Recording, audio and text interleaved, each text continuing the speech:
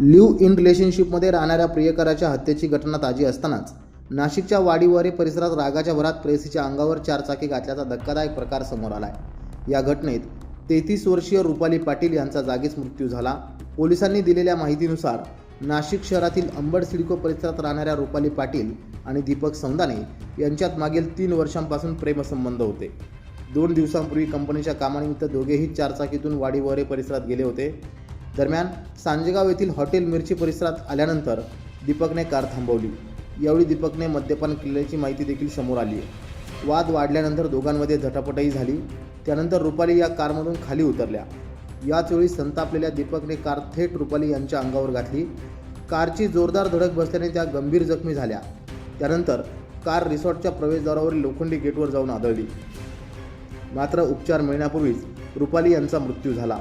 घटनेची माहिती मिळताच वाडीवरे पोलिसांनी संशयित दीपकला ताब्यात घेतलं।